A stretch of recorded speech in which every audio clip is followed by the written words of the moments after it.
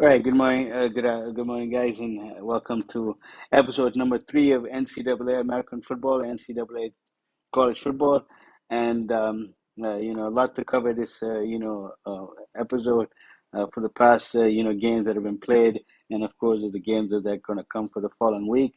And of course, if you look down in the description, there will be a link below for my episode number two, if anybody has missed that one.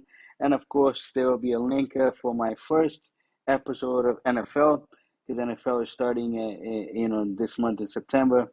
And I've made an episode on that one if someone wants to check that out.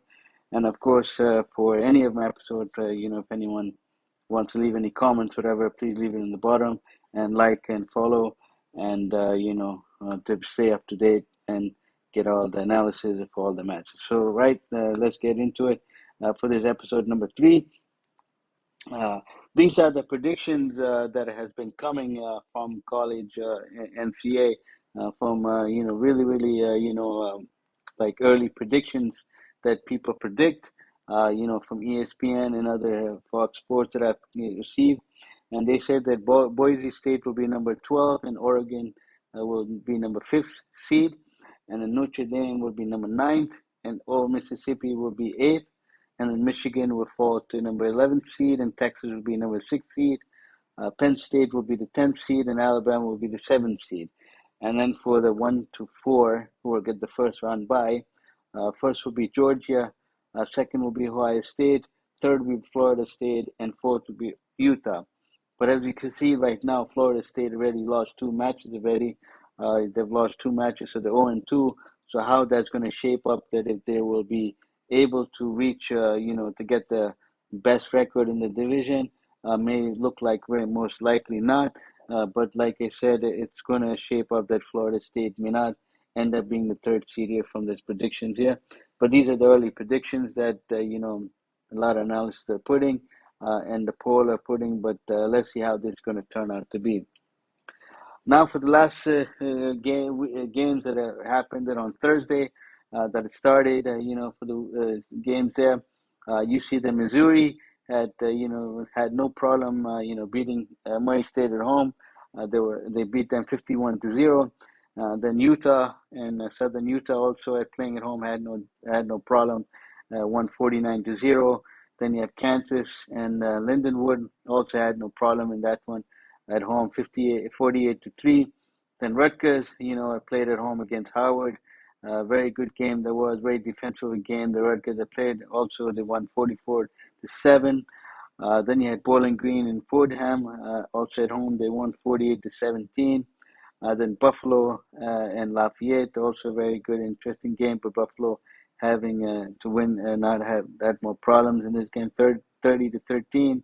Then Central Michigan to Central Connecticut State, you had 66-10, and then NC State and Western Carolina, 38-21, and then UCF in New Hampshire, UCF winning 57-3, and then ULM winning 30-14 against Jackson State. So you can see that all of the home games here so far in this matches here on Thursday didn't have any problems, and there were no upsets. I think that the offense for the winning team, as they were able to put the points, and the other team were not able to put the points, in the defense there. So as you can see in these matches, 10 matches here, all the home games matches had won. Now we look at next matches there. NC lost to Wake Forest 45-13. Then you have Arkansas and Arkansas Pine Bluff. That Arkansas putting up 70-0. Of course, having no problem in their opening match there. And then Toledo beating Duke NC 49-10. And then Colorado beating North Dakota State 31-26. This was a very, very close game. Very, very close game, because it was only about, I would say, 5 points. But one touchdown would have made a difference in this game, that if North Dakota had put, then they could make the upset on this one, yeah. Then you already had a first upset here with Jacksonville State versus Coastal California. Coastal California, being as a visiting team, came in and beat Jacksonville State 55-27. And then North Carolina and Minnesota, also the visiting team, North Carolina, won at 19-17. and very upset on that match there too. Then Tulane 52 to Southern Louisiana 52-0. Tulane not having any problem playing at home, and of course the first game them. Then Tulsa beating Northwestern State 62-28, and then UAMB beating Alcorn 41-3, and then you have Illinois and Eastern Illinois 45-0. Illinois not having any problem there. So some of the analysis I will give in stats with some of the upsets and some of the major matches that if they were the several matches that people want. You can leave your comments on below if there's certain stats in the game that I didn't give, or you wanted to see in the future or something. Give stats on that one, then I'll give analysis and on the stats and everything. Just leave it on the comments below, and I will read later. And then we had the Sacramento State at San Jose State, and San Jose State had no problem winning at home at 42-24. And these were all the last, the matches that were played on, on Thursday. Now we go to the Friday matches here. We saw Oklahoma beating Temple 51-3, had no problem there. Then Army West Point beating Lehigh 42-7. Michigan State and Florida Atlantic was a very, very good game. Was a very defensive game there, not offensive, 16-10. And then Duke beating Elon for 26-3. And then Wisconsin beating Western Michigan 28-14. And then TCU beating Stanford 34-27. That was another one upset right there by TCU, playing a very, very good defense, and the offense, was also playing well in that game. And it was just one or two plays that made a difference in that game. But I will give you the stats and analysis in that one too. Now, on Saturday, that was all the Friday matches. There on the Saturday matches, Georgia, the ranked number one team in the nation here, beat Clemson 34-3.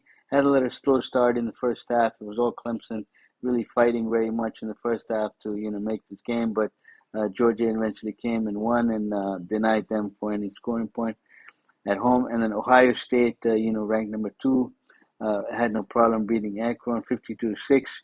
Then Oregon and Idaho was a good game there. Looked like Idaho was trying to give a little challenge and a little bit more hard time to Oregon to win, but Oregon won 24-14. Texas and Colorado beating Colorado State 52-0. Texas offense looks very, very high, and the defense also playing on the same page. They were just, there was no answers for Colorado State to come and give any challenge to Texas. Same way with Alabama, with Western Kentucky, 63-0. Had no problem winning at home, and they're ranked number 5th. Ole Miss, they're ranked number 6th. They're 76-0. They beat Furman. Also not have any problem there. Then the next two matches were very, very big upsets there and very big changes there. And that's the first match would be Notre Dame beating Texas A&M 23-13. Was very, very hard fought match and very defensive match, but the offense with Notre Dame came and were able to, put some points in when it was needed and had won the game. Then Penn State beating West Virginia 34-12. Many people wanted West Virginia to win, but it was very surprising that West Virginia made a lot of errors in the beginning of the match and a lot of turnovers. And same with Penn State, also made a turnover, but they were able to play the defense and play the offense at the right time. And it was just a very, very hard defensive game, but the West Virginia never had any offense clicking there to come and answer to Penn State, but Penn State beating West Virginia 34-12. Then Michigan and Fresno State, Michigan having no problem winning in their first match there under new management and new coach 30-10. And then Tennessee beating Chattanooga 69-3. Then the other matches that came on Saturday, Oklahoma State beating South Dakota State 44-20. Kansas State beating UT Martin 41-6. Miami and Florida was another match that everybody wanted to see on this rivalry here between Miami and Florida Gators, and that Florida Gators were heavily favored to maybe win this match as people had predicted, but it came out that Miami's offense was too much for Florida and Florida's offense not clicking, and and the defense also were not there, giving up too many big plays for Miami. So Miami was able to beat Florida 41-17. Then you had New Mexico losing to Arizona 61-39. And then Iowa beating Illinois State 40-0. Louisville beating Austin Pay 62-0. Maryland beating UConn 50-7. Navy beating Bucknell 49-21. And then Pittsburgh also playing a very high offense. Their offense was very, very high. But then Kent State tried to give them a little challenge at a certain point and score some points, but they lost to Pittsburgh 55-24. Then Purdue having no problem beating Indiana State 49-0. Then the other matches we had is Virginia Tech and Vanderbilt. In overtime, they were able to beat Virginia Tech 34-27. Virginia Tech in this match had come in late and were very not a in the first half. Were not scoring much, but then in the second half they did, and they took it to overtime, and then they just missed the opportunity. And then it was just 34-27. The Vanderbilt won in this match. Cincinnati beating Towson 38-20. Washington State 70-30 to Portland State. Air Force beating Merrimack 21-6. Amp State beating ETSU 38-10. And then Indiana beating FIU 31-7. Iowa State 21-3 over North Dakota. Massachusetts lost to Eastern Michigan at home 28-14. It was another matchup where Massachusetts was supposed to win, but Eastern Michigan was proven to be a little more of a tougher team for Massachusetts. And then NIU winning 54-15 versus Western Illinois. And then Nebraska beating UTEP 40-7, having no problem in their first match also. Now the next match we have on Saturday also is Miami, Ohio versus Northwestern. Northwestern beating Miami, Ohio 13-6. Syracuse beating Ohio 38-22. UTSA beating Kennesaw State 28-16. Then Boise State and Georgia Southern was I guess, more of as a shootout board on offense, going up and scoring high points, winning at 56-45. And this was also another upset in there. And then South Carolina beating Old Dominion 23-19. And Old Dominion gave a little challenge and a little run for South Carolina and could have won this match also. And then California beating UC Davis 31-13. Marshall beating Stony Brook 45-3. South Alabama losing to North Texas 52-38. Another upset in this one. North Texas had proven to be a little bit more on the offense side and the defense side. And then East Carolina beating Norfolk State 42-3. And then Liberty beating Campbell 41-24.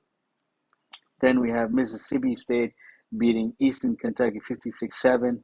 Virginia beating Richmond 34-13. Oregon State beating Idaho State 38-15. Arkansas State beating Central Arkansas 34-31. Again, this was a very, very close game, just about a field goal difference. And I think it was just about one or two plays that made a difference in this game here. Both playing very, very good defense and offense, but it was just Arkansas came up with 3 points more to win this game. Then Boiler having no problem beating Tarleton State 45-3. Houston had lost to UNLV 27-7 at home. This was another upset there, but I think, UNLV was proven to be a little more on the offense, and they played a good defense there to sticking Houston to only 7 points. Then Memphis having no problem playing at home against North Alabama 40-0. Middle Tennessee winning 32-25 with Tennessee Tech, also a very, very close match in this one here. Then we have Sam Houston beating Rice 34-14 at home. Another upset here in this one also. Then South Florida beating Bethany Cookman 48-3. Then we have another matches for Saturday. We had Nevada winning over Troy by 2 points, 28-26. Another upset there. People thought that Troy might win in this match here. Then Auburn beating Alabama in M70-3. And then UCLA beating Ohio 16-13, where Ohio, playing very, very good in the first match there. And then they thought they had given away good defense against UCLA. Again, a very close match. It was about 3 point difference here. Then Texas Tech and Alabama Christian also 52-51. And this one also in overtime one where they denied a 2 point conversion. Had the 2 point conversion gone, Texas Tech would have lost this match. And it was a very, very close match in this one by 1 point. Kentucky beating Southern Mississippi 31-0. BYU beating Southern Illinois 41-13.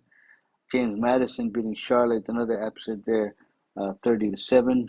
Then Georgia State losing to Georgia Tech 35-12. So now Georgia Tech is up 2 games. They won 2 games in a row now. They've beaten Florida State in the opener, and now they beat Georgia State 35-12 here.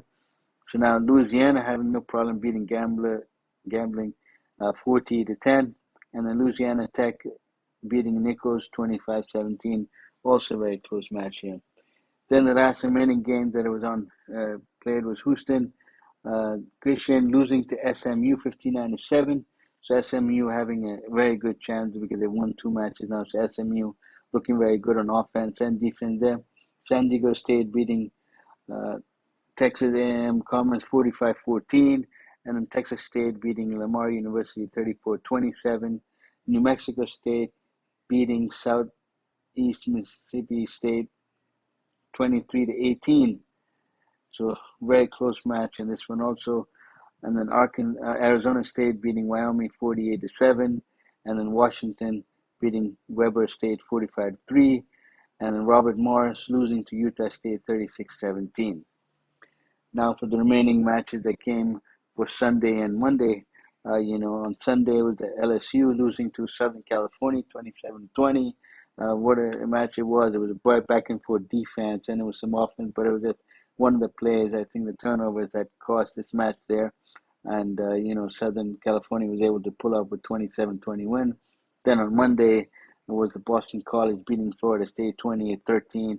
This match, I think Florida State just wasn't able to click on the offense, and Boston College was just very much, good on the defense and offense. And this match, I will also give you the analysis in this one. So let's get to the stats and analysis of some of the matches and what I think this week as you see the results of what they were and how the matches were and some of the upsets. And if any of the analysis I did not give for any team, you can leave in the comments below, and I will definitely include that in any of my episodes. The first analysis that I would like to give is for the Coastal Carolina versus Jacksonville State. Coastal Carolina winning 55-27 on the upset there. As you can see, the time of possession in this match, Coastal Carolina having almost 40 minutes to compare to almost 20 minutes, so almost that double. And you can see the turnovers in this match. There was 2 turnovers for Coastal and then 3 turnovers for Jacksonville State. And then the 552 total yards to 357. But the very interesting part is on the rushing yards. Rushing, they had given 294 rushing to Coastal Carolina. So Jacksonville defense giving up a lot of runs in the rush. And then also they were able to get 123 runs there, but not that much there. And then on the passing, also giving 258 yards and, on passing. So that's why giving 552 total yardage is a lot of yardage. And so that is what happened in this match here against this thing. And game leaders for this one is that for Coastal Carolina, Vasco as a quarterback did 12 for 19, 249 yards, 2 touchdowns. He had 1 interception. And for Jacksonville State, that's 7-14 for Huff for 173 yards, 1 touchdown, 2 interceptions. Now for the rushing yards, Simpkins for Carolina had 12 carries, 80 yards, no touchdown. And Stewart for Jacksonville had 4 carries, 62 yards, 1 touchdown. And the receiving, Taylor for Carolina had 3 receptions, 98 yards, 1 touchdown. And Pitway for Jacksonville had 1 reception, 92 yards, 1 touchdown, as they are the leaders.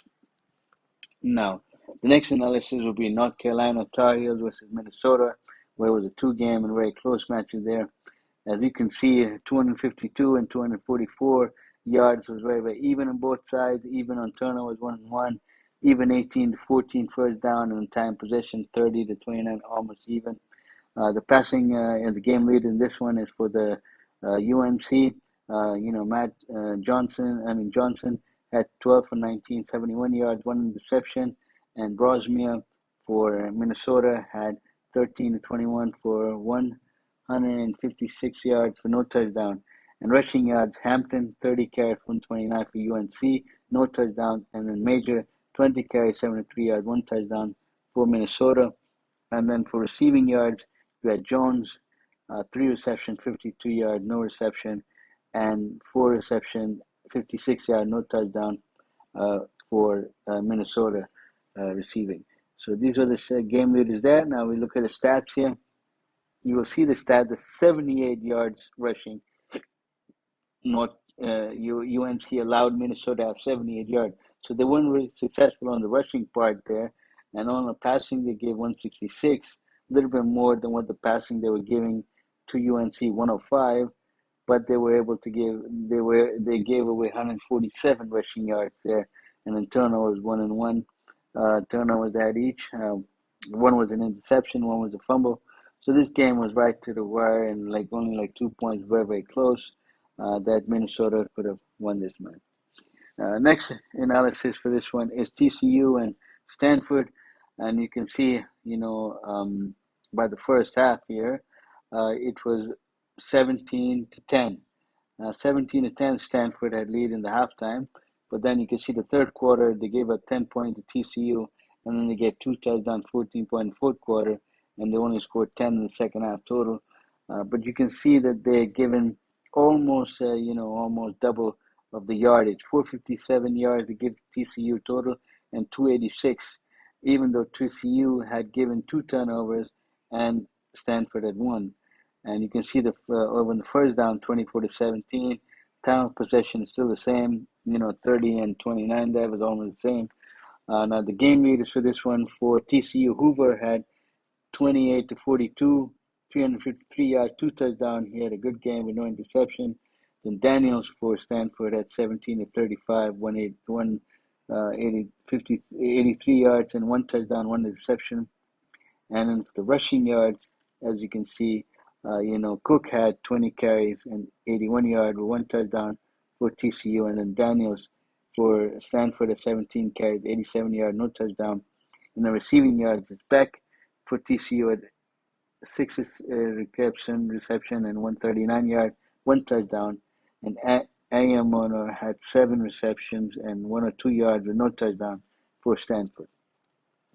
Now we're looking at their stats down here. Passing, they had given 353 passing.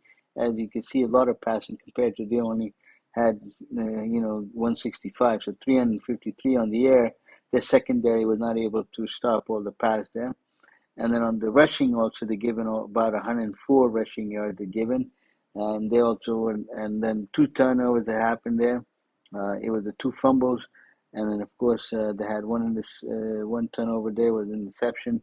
But again, then it was very evenly matched there, but just the 24-17, just very close. 24-17 first downs, 24-17 is first down, 7 more given to TCU. So this game was very evenly matched played, but TCU had a better defense and a better offense going there to put up the points, and they were able to win this match there. Now we have Florida Atlantic versus Michigan State, 16-10. As you can see, it was 16-3 at halftime, and then only 7 points given in the second half, and 7 points was given by Florida. So the Florida defense didn't give any, points for Michigan State, and only down by 6, and they, played a very defensive game. You can see the time of possession also the same, 29-19 for Florida, 30-41 for Michigan State. You can see the pass total yards, 248-293, about 50 yard different. 19-15 first down. You can see 3 turnovers there. I think the turnovers for Michigan having more, but still was able to not lose the match. And then you see 2 turnovers for Florida Atlantic, but it didn't matter. I think it was only in the first half because in the second half, Michigan State didn't score any points. So for the passing, the game leaders for this matches here, for Florida, Fancher had 12 for 25, 118 yards, 1 touchdown, and 2 interceptions. I think this was where he didn't play good with giving up 2 interceptions there. And then for Charles, also for 10 for 24, 114 yards for Michigan State, also no touchdown and giving 2 interceptions.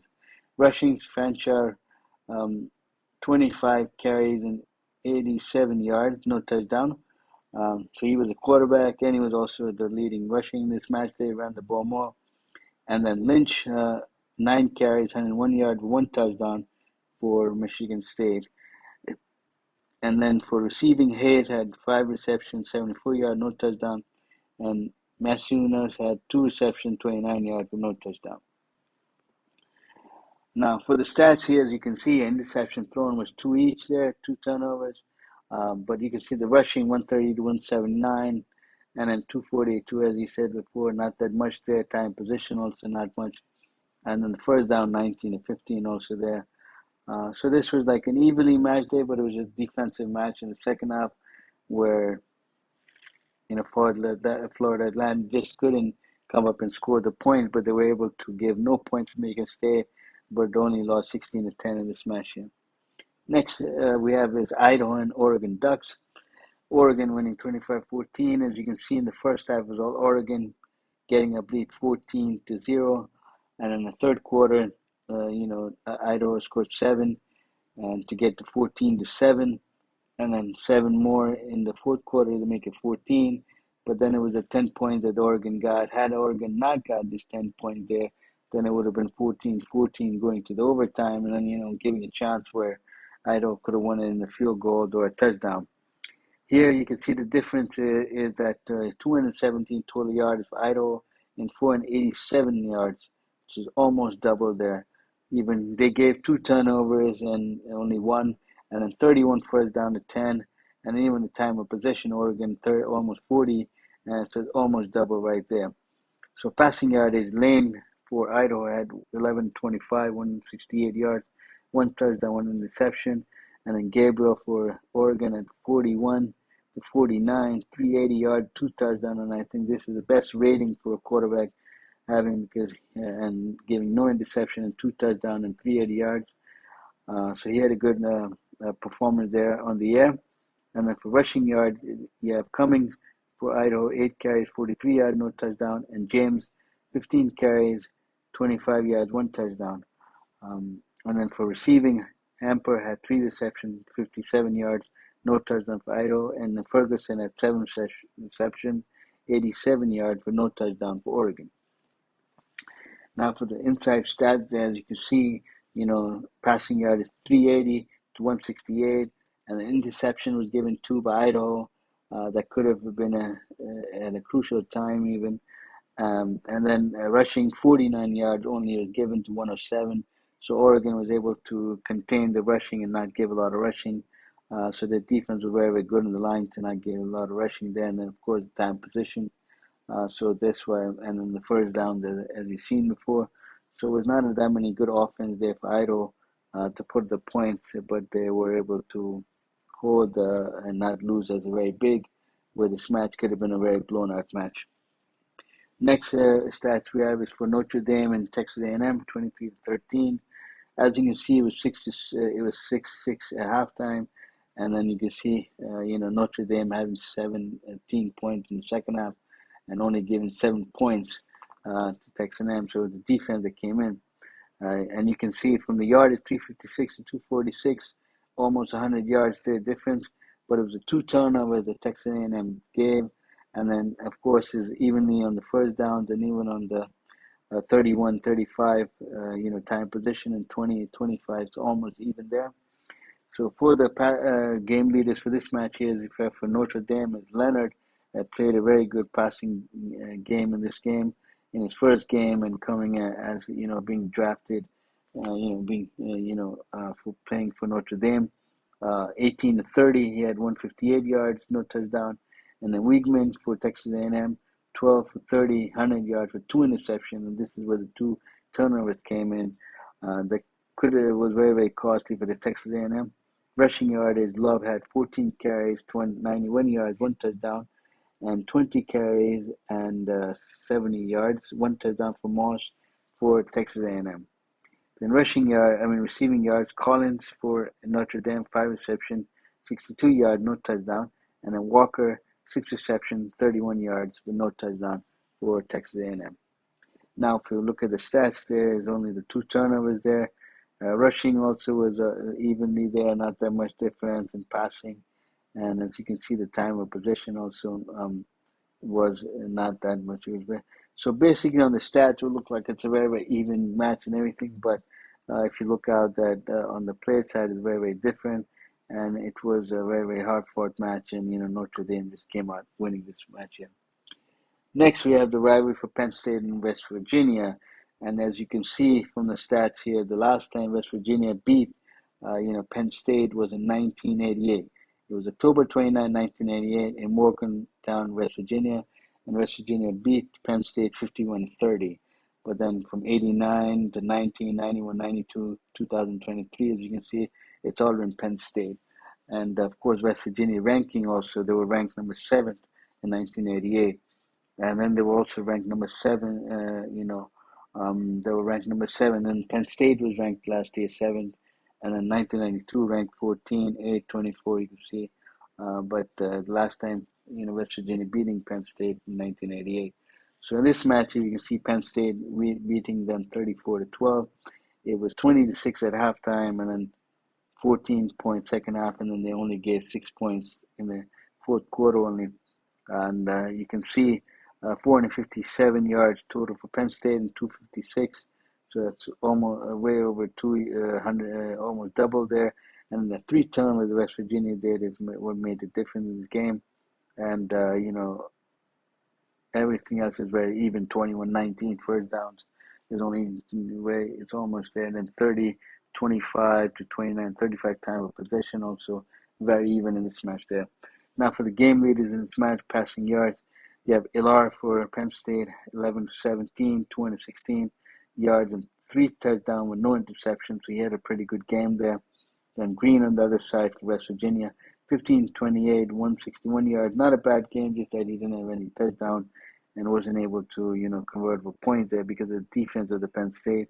And then rushing yards, Singleton, 13 carries, 114 yards, 1 touchdown for Penn State. And then Daniels had 12 carries, 42 yards, 1 touchdown for West Virginia. And then you see receiving yards here we have is that Wallace, the third had 5 receptions, 117 yards, 2 touchdowns for Penn State, and Fox 2 receptions and 41 yards for West Virginia. And West Virginia also went for 2-point conversion, and that did not go. They weren't unsuccessful, so that's why they only got the 6 points there. Now, when we look at the stats again, the total yards was a difference there, 56 to 56. And then you see the rushing yard, only West Virginia only ran for 85 yards. So that's defense of Penn State, stopping them on the run and not giving 100 yards there. And then West Virginia gave up 222 yards to Penn State. So Penn State was able to run. Even they were able to throw with 235. And then you could just see the turnovers. You had, 2 fumbles and 1 interception there. So that was, I would say, the difference in this game. Now, the next one, again, then we have another rivalry and legendary rivalry here, and that is that's the different Miami and Florida Gators is the match that everybody, the watching and engaged.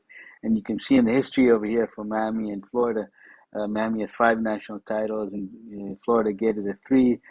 2 Heisman winners had gone from Miami, 3 from Florida. 62 NFL round picks there, first round picks, 56 to Florida, and then 2 NFL Hall of Famers. 9, for Miami and 2 for Florida Gators. So it was a big rivalry here between these legendary 2 matches, and people thought that Florida Gators would win, but then it came out that Miami Hurricanes that came out and won 41-17. So you can see in the first half it was 24-10. It was 24-10 in the first half, and then 17 points. Miami Hurricanes put, and they only gave up 7 points. So you can see that the match right at the halftime, after halftime, when it came out, it was too much for Florida Gators to win, and nothing had been moving. You can see from the stats here, 520 total yards for Miami, 261 for Florida, and then the 2 turnovers that Florida did, and then 25-17. There's almost 10 more first down there, and the time of possession is also 10 minutes more. 34-30 for Miami, and then 25-30 for Florida. So in this game, now the game leaders for this one here, for Ward, for the quarterback from Miami, 28, 28, 26 to 35, 385 yards, three touchdowns, one interception.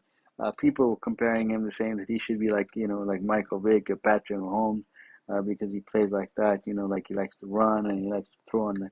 I think that, Ward or anyone, any quarterback, black quarterback should just, play the game and not compare it to any other quarterback. Because, like I said, in the NFL, you have Randall Cunningham, you have Michael Vick, you have Patrick Mahomes, you have, Warren Moon, and, Russell also for Seattle Seahawks when he used to play for Seattle, now he's been traded.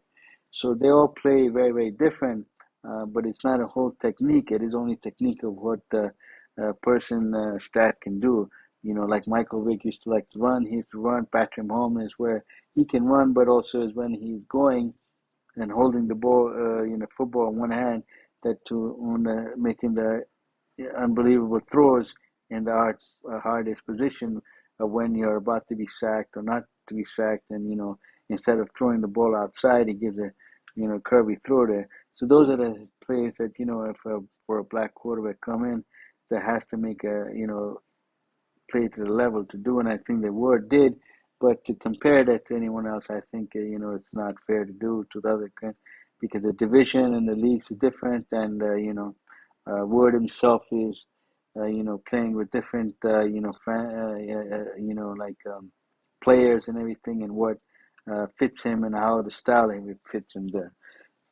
So now for Florida, for the quarterback for Florida, Mertz, he didn't have really a good game. He had 11 for 20, 91 yards, one interception. He wasn't able to even get 100 yards in this match because of the Miami Hurricanes defense there, giving it a hard time and getting into him and sacking him. And then for rushing yards, Martinez had for Miami had 15 carries, 85 yards. Uh, 55 yards, no touchdown. And then Johnson, 11 carries, 106 yards, one touchdown for Florida. So Repo, 7 reception, 112 yards, one touchdown for Miami. And Wilson, the third, had 7 reception, 50 yards for Florida with no touchdowns. Now we look at the stats again. Then total yard is 529 with 385 yard passing yardage there. And then you see that for rushing, 144 to 139, almost the same there. But it was a turnover is one for Miami, but two for Florida. And then the time of possession, and then you can see the first downs in this match here. Now the next matchup is Virginia Tech and Vanderbilt, 27-34. This went to overtime, and Virginia Tech was not able to hit the field goal. Then Vanderbilt scored a touchdown, and then Virginia Tech came in to score, and they were not able to score. So it was a very, very close game there. But Virginia Tech came in, as you could see in the first half, they were down 17-3.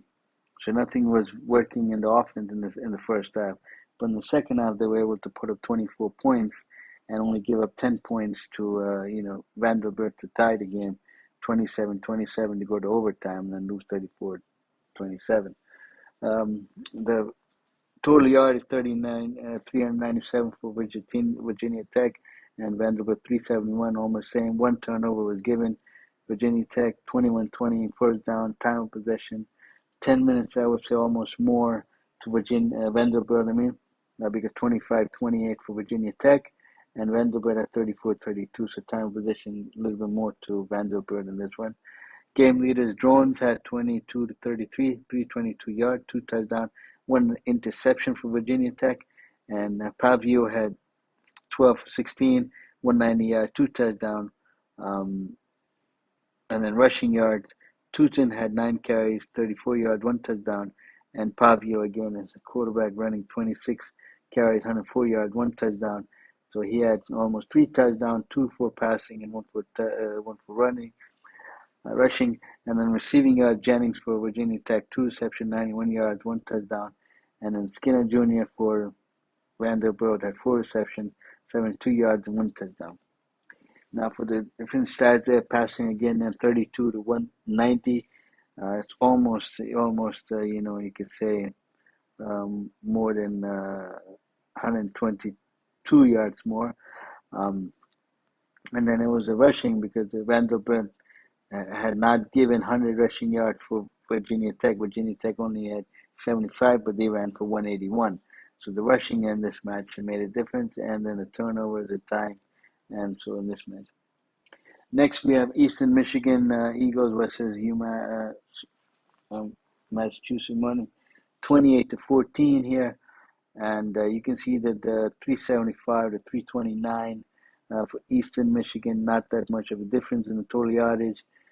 First down was more for the Massachusetts, and even time of possession was more for the Massachusetts, 33-23, almost about 7 minutes.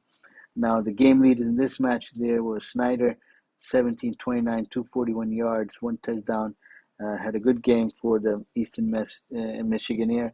And then Fomo at 20 for 30, 177 yards, but no touchdown. He also had a good game, which is that he didn't convert for any touchdowns there. And then rushing yards, Mims the third had 12 carries, 60 yards, one touchdown. And Fomo again as the quarterback, running 18 times, 57 yards, no touchdown. Receiving yardage, you had Singleton for Eastern Michigan, 8 reception, 89 yards, one touchdown. And you had John, for Massachusetts, 5 reception, 42 yards. We had in this match here. So those are the game leaders here for them. Now for the stats, as we look at it, the stats is that 241 passing yard Eastern Michigan had compared to 177. And rushing, both team was rushing over 100, 134 rushing Eastern Michigan, and Massachusetts 152. But it was stats looked like very even. They would look like UMass should win in this match, but that's not the case, as you can see. So now the next match here was where Miami and Northwestern Wildcats, 13-6, very low scoring game, but very defense. You can see in the first half it was 3-3. Then you can see that in the second half, it was where Northwestern had just had the one touchdown in the third quarter made a difference, even though this game was a tie game as going to 6-6 because in the fourth quarter, 3-point, and then a 3. So you can see in this match here also very evenly matched here. Miami giving 267 total yards to 328, 2 turnovers each, 17-20. Northwestern only having 3 more first downs. Time of possession also 3 minutes more than Northwestern, but not that much there. The game leaders in this match is that Gambert had for Miami, Ohio, 22-37, 227 yards, 2 interceptions. He didn't have a good game because of the 2 interceptions there. And then Wright for Northwestern at 80 for 30, 178 yards, no touchdown. Brunson, on the other hand, on the rushing for Miami, Ohio, 8 carries, 33 yards, no touchdown. Wright for Northwestern, 9 carries, 65 yards, 1 touchdown. And then receiving yards, McDonald, 8 reception, 105 yards for Miami, Ohio, and for Northwestern. Kiritz had 6 reception and 91 yards there. Now let's look at the stats. And if you look at the stats here, the 227 Miami High had more than Northwestern, 178, but they weren't able to win this match. But the rushing, Northwestern only allowed 40 yards rushing for Miami Ohio when they had rushed for 140 yards. And then you had the 2 turnovers in this match. And as you can see, that was the actual difference in this match there. Now, we have the Boise State and Georgia Southern Eagles, the 56-45. As you can see, very high profile, high offense in there. Boise State going for 651 yards, and for Georgia Southern going for 461, also very, very hard. So it looks like there was no defense for either both of the two teams here. 1 turnover each, and then a little more first down was given to Georgia Southern, 27-23. Time of possession also 3 minutes more, 31-29 for Georgia Southern, and Boise State for 28-31. Now the game leaders for this one here, we have Metzen as quarterback for Boise State, 22-31, 280 yard, 1 touchdown, 1 interception. French for Georgia Southern, 28-50, 322 yard, 2 touchdowns. He had a hell of a game, but that 28-50, a lot of incomplete passes that happened in there.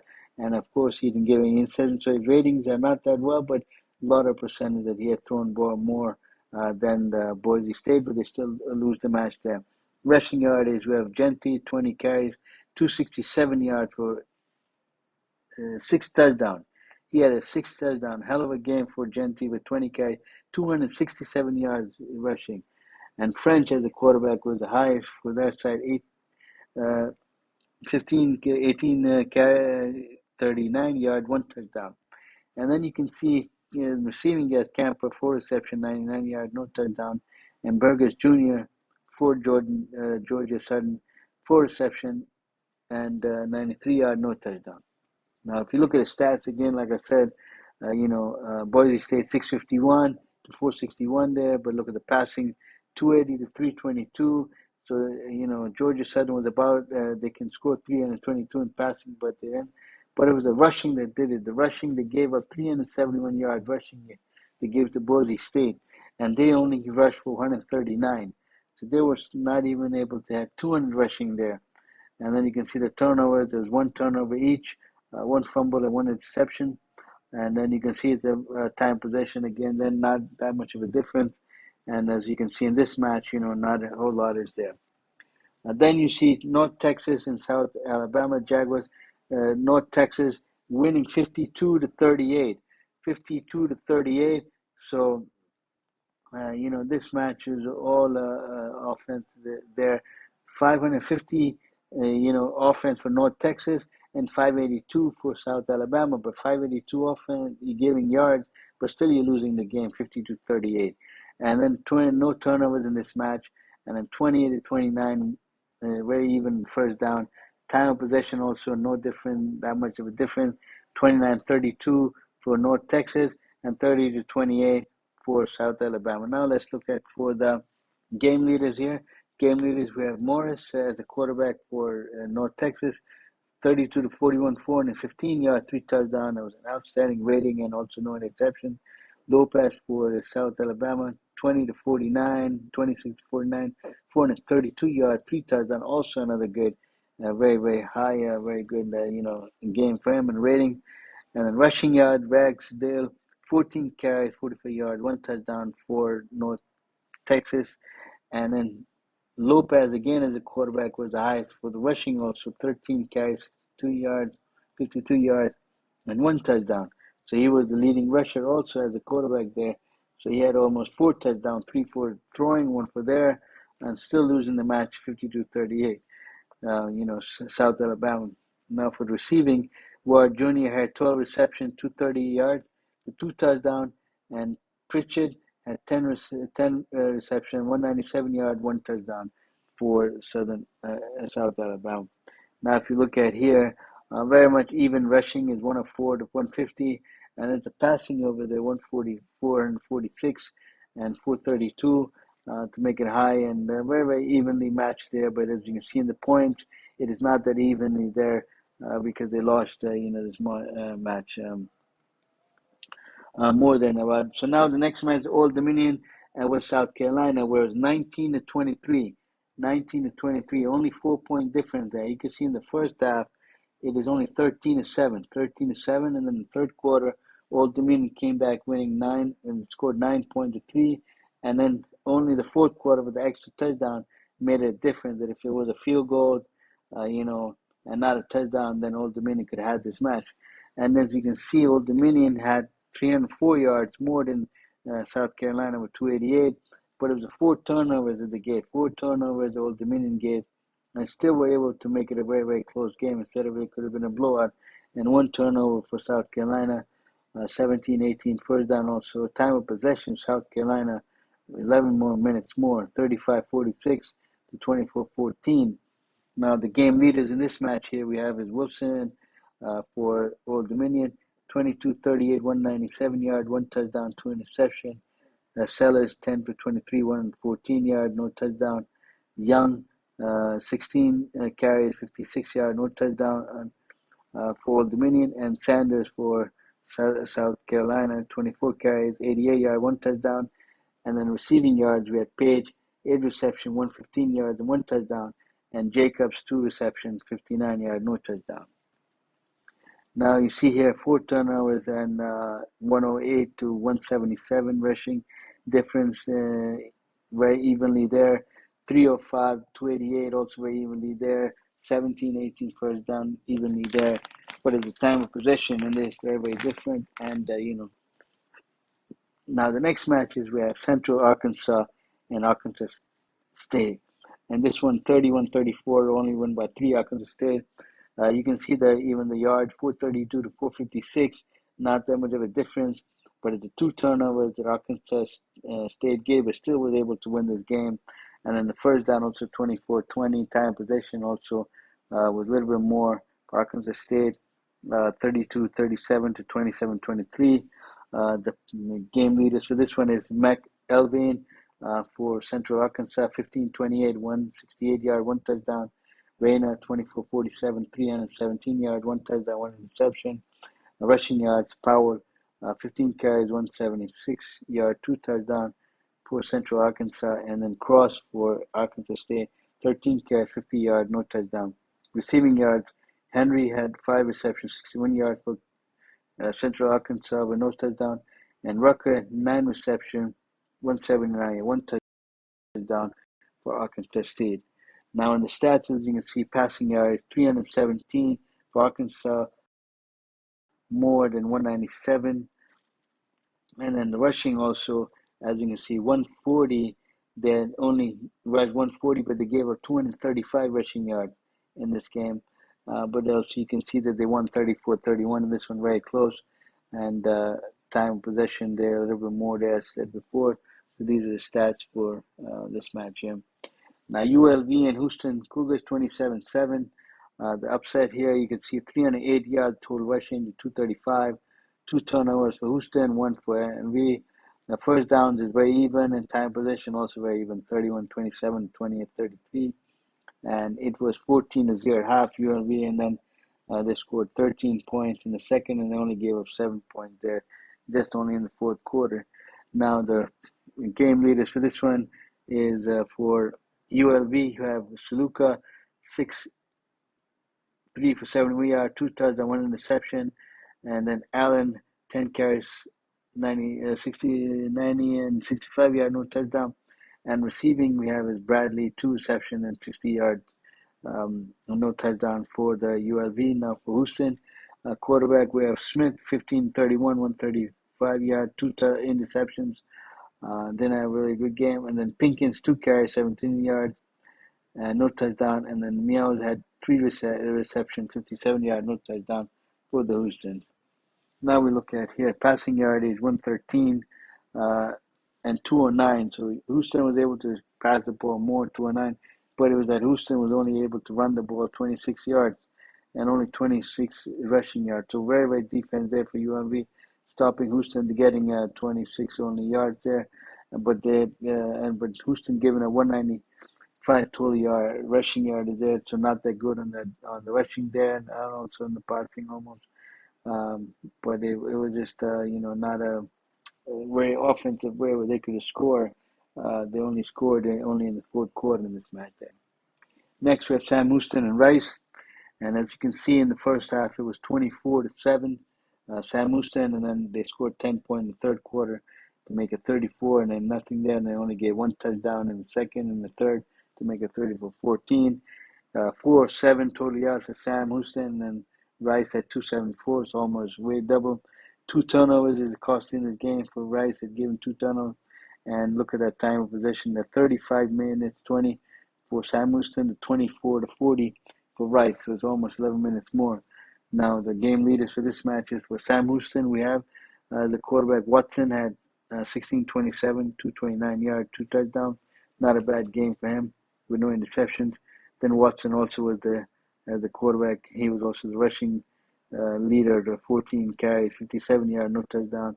And then Humphrey, 3 receptions, 93 yards, 1 touchdown for the Sam Houston. For Rice as a quarterback, we had Warner, 27-44, 227 yards, 1 touchdown, 2 interceptions. I think that was the difference in the game. Maybe there's two interceptions given. And then the corners had 12 carries, 52 yards, 1 touchdown. And Skies had 6 receptions, 74 yards for no reception, no touchdown, for Rice. Now, if you look at here, Rice was only able to run 47 yards total. So it means the defense of Sam Houston was able to stop them for 47. and with the two turnovers there, and passing yards 229 for 227, very, very close. But game on the stats looked very, very close, but only with the time possession. But I assume Sam Houston was able to, win this match, not that comfortably, especially in the second half there. Next match, we have Nevada and Troy, where Troy was supposed to win, but Nevada come out to win. So Nevada put up 393 total yards between 391, so it's very even. No interception, no turnovers in this match. Then first downs is almost 7 more to Troy, 24-17. Time of possession almost the same, also 29-35 to 30-25. And then the passing yardage game leaders we have for Nevada is Lewis, 17-20, 158 yard, 2 touchdown, very good game with no interception there. Red ran for 11 carries, 136 yards, no touchdown. And Smith had 6 receptions, 81 yard, no touchdown for Nevada. Now for Troy, we had Crowder, 20-30, 21 yard, 1 touchdown. Not a bad game. Just that could have maybe had that 2-point conversion or something that I believe that this was the game there. And then not able to, especially in the fourth quarter when there was 9-7, maybe having a field goal or something could have made it different in this game. Then Taylor for Troy had 11 carries, 103 yards, 1 touchdown, and Ross 7 receptions, 103 yards, 1 touchdown for Troy. Now as we see over here, 393 total yards to 391, 179 passing yards to 201, almost the same there. But it's a rushing that is very different, 214 to 190. Almost the same also on the stats, but just a little bit very different with between 20 yards, I would say. But it's very, very evenly matched on the paper. Just first down more for Troy, but they were still able. They were lost, to Nevada in this match. But very hard fought match in this game. Next we have UCLA and Hawaii, 16-13. Also another very game here that you've seen the first half. All Ohio 10-0, just like they played in the first game where they had won. Now they're 1-1 because they lost this match. And in the first match, as you can see, they were very, very good in this match there. And then, and again, playing at home. But then there was the second half, they made a difference. That in the third quarter, they were only given a field goal, but they gave up 10 points. And then in the fourth quarter, they weren't able to score any. So it was the defense that held of UCLA in the fourth quarter to only win the 16-13. 343 to 278, so even the yardage maybe about 60 yards difference there. But the turnovers, 2 for UCLA, 3 for Hawaii, 19-18, also very, very even there. Time possession also not that much of a difference. 27-34 for UCLA, 32-26 for Ohio. Now the game leaders for this one is for UCLA. We have Garbers, 1938, 272 yards, 1 touchdown, 2 interceptions. And Garbers also was the leading rusher with 7 carries, 47 yards, no touchdown. Receiving, Flores Jr., 3 receptions, 102 yards, 1 touchdown for UCLA. Now Ohio, we have Shager, 25-42, 227 yards, 1 touchdown, 2 interceptions also. And then Borrow, 1 carry, 19 yards, no touchdown. Nashlog, 9 receptions, 112 yards, 1 touchdown for Ohio. Now, as you can see here, rushing yard is 71 and 51. Both teams are stopping the run, not giving 100 yards to any of the team. But it was the passing also very just 50-yard difference there. But I believe it was the turnovers there. Ohio made 3 and then UCLA made 2, and a very, very evenly matched on the stats. And that made the difference with Ohio losing by just 3 points. Next, we have Alba and Christian Wilkes, 51-52, where this one was a 2-point conversion in this match also in overtime.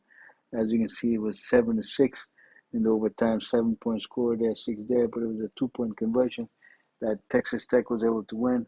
615 yards for ACU, and then Texas Tech 539, 1 turnover for ACU, 30-27 ACU more on the first downs. And as you can see, the time possession also 7 minutes more to Alba and Christian, 33-48 to 26-7. Now the game leaders for this match here for Alba and Christian, we have McWer, 36-51, 508 yards, 3 touchdowns. What a match game he had. Giving no touchdown was very high. Unfortunately, not able to win the match. Then Johnson rushing 13 catch, 43 yards, 3 touchdowns. And then Taylor, 7 reception, 141, 1 touchdown for the Albine. Now, for Texas Tech, Morton 30-42, 378 yards, 5 touchdowns. Very, very good match there for Morton. And then Brooks, 27 carry, 153 yards, 1 touchdown. And then Kelly, 10 reception, 156 yards, 1 touchdown over there for Texas Tech. Now you look at the passing, 506 to 378 difference, rushing 109 to 161, and then only one turnover was given this game, but very closely matched and very much evenly, as you can see. Not a whole lot of that much of a difference, just, it went just to the overtime wire, and then defense not on both sides, especially or running or secondary. It was just both teams just, powering on the offense and scoring and putting up points. Next match, we have James Madison and Charlotte, 30-7 there. As you can see, 417 for James Madison with 324 for Charlotte. Charlotte still had 324, but were not able to put points. 3 turnovers, Charlotte given to 2 to James Madison. 16-17 first down even. 28-18 to 31-42, also not that much of a difference there. Game leaders for this match, for James Madison, we have Barnett, third, 10 for 18, 219 yards, 2 touchdowns, 1 interception. And then Barnett also was the leading rusher for for James Madison, 9 carries, 99 yards, and no touchdown. And then Dolson, 2 receptions, 80 yards, and 1 touchdown. Now for Charlotte, Brown, 20-45, 193 yards, 1 touchdown, 2 interceptions. Kelman had 9 carries, 76 yards, and Brown, 6 receptions, 70 yards, no touchdown for Charlotte. Now we look at here the 2 turnovers and 3 turnovers there. 198 rushing yards for James Madison, and Charlotte 131, and you can see the 219, 193. So not a whole lot of difference separating these both of the teams. Just the defensive players here, but it's just that Charlotte was not able to put points in this match, and it was James Madison, sorry, that did, and James Madison was able to, win this match. Now, USC and Trojan and LSU that we saw on Sunday, 27-20. As you can see, it was a very tight game by halftime, 10-10. First quarter, nobody was really getting into that. Then you can see in the second half, 17 points was put in by UC, and then only 10 points there. 447 total yards and 421 for LSU, almost 20 yards different there. 1 turnover LSU gave USC, not giving Trojan, not giving any turnovers. 24-22, they had 2 more first downs. Trojan, their time possession. Also, LSU had more by 6 minutes, 33 minutes, and 27 minutes for Trojan. The game leaders for this match, we had for Trojans, we had Moss, 27-36, 376 yards, 1 touchdown, not a bad performance there. And then rushing yard marks, we had 16 carries, 68 yards, 2 touchdowns, and Hudson, 5 receptions, 83 yards, no touchdown for the Trojans. For the LSU, we had Nazmir, 30-39, 3 yards, 2 touchdowns, 1 interception. That 1 interception just made his rating in that game maybe a difference there. And then Enemy Jr. had 10 carries, 61 yards for LSU, and then Lacey, 7 receptions, 94 yards, 1 touchdown for LSU. Now looking at the stats, you can see that the rushing yard, LSU was very good on defense, giving only 69 yards, not 100 yards there, but they had lost the match. But they had rushed for 113. But of the passing that gave the difference, 378 passing to 308, and then also less timing. So it was like, I would say, the turnover and then also the 1 and 2 plays made the difference where they weren't able to capitalize in the second half. And LSU lost this match. Now the next game we have is Boston College, Florida State, where Florida State was supposed to win this match, and they come from a loss already from Georgia Tech in the opener. Now they're 0-2. As you can see in the first half, it was 14-6, and then 14 again third quarter points, 7 only in there, and then fourth quarter no one scored. 369 yard for Boston College and 293 there. So about almost say 70 yard difference there. One turnover FSU gave Florida State, no turnover Boston College. 18 to 13, five first down more. Time of possession for Boston College almost 40 minutes, 39:09 to 20 to 51 for Florida State. Because nothing was working for the offense on that side. It was the defense of Boston College that put Florida State in this position. As you will see on the stats, also that Boston College game leaders are Castellanos had 10 for 16, 106 yard, two touchdowns. And then rushing had Roby Schorsch had 19 carries, 85 yard, one touchdown. And then Ward, he had uh, three receptions, 61 yard, one touchdown for Boston College. Now for Florida State, uh, DJU, 21-42, 272 yard, one touchdown, one reception. And Davis had carried the ball three times, 11 yards. And Poitier had three receptions, 700 yard, one touchdown. Now we look at the stats here, passing yards, both teams. Florida State had 272 passing yards between Boston College only 106. Rushing, they'd given Boston College 263 yard rushing when they only rushed the ball 21 times.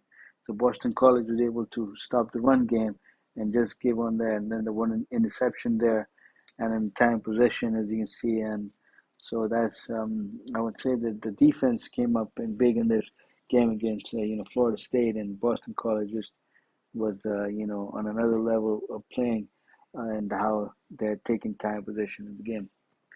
Now for the games for next week. Now we have now the game for next week, and I made the red lining on the bottom to say my pick, who I think would win for next week. And I will start because now there won't be no matches on Thursday, and the only reason why there was matches on Thursday before because Labor Day weekend and to kicking off the NCAA college football, so they wanted to bring the long weekend out for football, college football on Thursday, Friday, Saturday, Sunday, and Monday. But because now this week NFL will be beginning. And like I said, if you scroll down the description, you'll see the link for my first video of episode 1 of NFL, and of course my episode number 2. And if anyone has missed for college football, will be also in the link below. So now for underline red will be all the match that I picked for this week in the college football, and I think that they will have it will be a good to see who would win. Now, Friday match, we have Indiana, West Illinois, and I think Indiana will win at home. Then we have SMU, been BIU. I think, this match, because SMU is playing very, very good and they have a good defense and they're able to put points. Even BIU can put points in this match too, but I think it would be the defense of SMU. But if BIU can put the upset, then it will be just on the turnovers, that if they're able to get turnovers and take advantage of those turnovers, and if they can put SMU not to score because BYU can score. Northwestern, I got beating Duke. So these are the three matches that are coming on Friday. Now for the Saturday matches, again, we have is Georgia and Tennessee Tech, and I got Georgia in this one. Ohio State and Western Michigan, I got Ohio State. Oregon against Boise State, and I think Oregon will win this one. Even though Boise State can put, I think Oregon State has a defense, and they might make some changes into their second game. Michigan and Texas will be one of the, I think, our very much highlight of the game, because ranked number 4 versus ranked number 9, and this is like a bowl kind of match or whatever. And I will give analysis for this one and this next week for this match here. But I think Michigan, because of the defense, will come out and beat Texas. But even though Texas might be a little bit better on the offensive side, but I think the defense is what Michigan might win this game. Alabama, South Florida, I've got Alabama winning. Ole Mississippi, Middle Tennessee, I get Ole Mississippi. Notre Dame will have no problem beating NIU. Penn State and Bowling Green, which should be a good match, but I got Penn State winning at home. Missouri and Buffalo, I think Missouri is playing very, very good and has shown in the first match, so Missouri will win. Utah and Boiler, I got Utah winning in this match here. So now I got LSU and Nichols. I think LSU will win this match. They'll make some changes, but I think they will have no problem winning this match at home. Clemson and M State. I think Clemson, because they proved last week against Georgia that they were able to contain the first half. I think with some of the changes they'll come up, they'll be having, they might win this match here. I think this might be an upset in this one. NC State and Tennessee. I think NC State might win as a visitor because of their defense and their ability to maybe contain Tennessee and not have a high scoring game in this one. Oklahoma and Houston. I think Oklahoma will win. Um, Oklahoma State will win against Arkansas. I've got Kansas State will beat Tulane as a visiting team. Miami, Florida will win against Florida A&M at home. Texas A&M will win against McNeese. And then Arizona will win against North Arizona at home. And then I got Kansas City beating Illinois on the road. I believe the Kansas is playing a little offense and defense a little bit more for Illinois to handle. But upset can happen. Now for the next match, we also have a Southern California against Utah State. I got Southern California. They had presented a very, very good offensive defense where they beat LSU. And then Iowa State, I got Iowa. And then Pittsburgh and Cincinnati. People might be picking Cincinnati this one home, but I think Pittsburgh got surprised in the first game they played against Kent State. And I'm picking Pittsburgh to win this one here. Army West and Florida Atlantic. I circled this one in because this one is a 50-50 because Army West is good in putting points, Florida Atlantic also. And I think this will come down to the turnover there. So I cannot give any favorite on this one there, either Florida Atlantic or Army West because both are playing very good offense and the defense there. This will come down to, again, also the turnovers and who can take advantage and what it may just go down to overtime also in this match. I don't know, but I think it will be a good match in this matchup here. Maybe the edge might be given to Florida landing in this one, but maybe it could be the Army West. So I've got this one 50-50 on this one here. Next in Memphis and Troy, I've got Memphis winning this match here. Minnesota and Rhode Island, I got Minnesota rebounding from last week's loss they had. Rutgers and Akron, I've got Rutgers winning this one with no problem here at home. Then I've got Georgia Tech and Syracuse. I think Georgia Tech will also have another win on the road in this one here. UConn and Merrimack. I think UConn will win at home in this one. No, and have no issue in this one. Now Missouri State and Ball State. I think I will pick a Missouri State in this one to give a little upset on Ball State. I believe that the defense might be a little difference that Missouri State has a little bit better defense in this one. Next, we have Kent and San Francisco. San Francisco. I will take Kent because Kent was able to put up 24 points against Pittsburgh, and I've seen how their defense and how the offense was playing there was not that bad. So I think San Francisco will have a little, their defense might be not there, but if an upset can happen, then it'll all happen in the turnovers and the defense. And if Kent State is not able to score, but I pick Kent State to win this match here. UNV and Utah Tech, I got UNV winning. Then Auburn and California, I got Auburn winning in this one.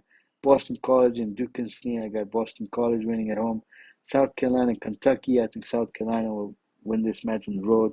It'll be a good matchup in this one also. Louisville and Jacksonville State, I got Louisville winning this much. Michigan State and Maryland, I got Michigan State winning. I think Michigan State will make some adjustments from last week, even though they won that match, but I think they will do, and I think that they will want to focus on their defense a little bit more. So the Navy and Temple, I think Temple is playing good, but Navy has been very, very good in the first match. They have defense and offense in this one, so I think Navy will have would make a good match with Temple. But Navy, I got winning this match here. North Carolina with Charlotte, I got North Carolina. And then Toledo, Massachusetts, I got Toledo winning at home with this one, no problem. Now we have next match with Washington, East Michigan. I got Washington winning in this one. Wisconsin, South Dakota, I picked Wisconsin winning this one.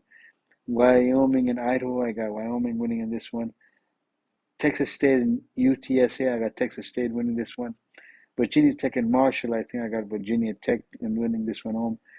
Central Michigan and FIU, I think I got Central Michigan on this one here to give the upset. And I think that their offense and defense might be a little bit better than FIU. James Madison and Gardner Webb, I think I've got James Madison winning this at home. Ohio and South Alabama, I got Ohio winning on this one. Old Dominion, East Carolina, I got Old Dominion because of what they played last match. They've proven that they have a defense and It is just that offense they need to a little bit maybe make changes and work. But I believe that East Carolina might not be able to contain that offense Old Dominion. So this Old Dominion can win. It could be a close one, or it could be different. My predicament is that Old Dominion has a little better chance of winning this match here. West Virginia and Albany, I think West Virginia will come back and rebound from the loss they had with Penn State, and I think that they'll win at home and not go win back-to-back losses at home. Next match we have UCF and Sam Houston. I'm picking UCF and not Sam Houston because UCF has good defense and Sam Houston can score, but I think UCF will have defense at home there. Air Force and San Jose State, I got Air Force. Arkansas State and Toulouse, I got Arkansas State. Coastal Carolina and William and Mary, I got Coastal Carolina. Colorado State and Northern Carolina, Colorado, I got Colorado State. Sanford, in Florida, I got Sanford winning in this upset here. I got,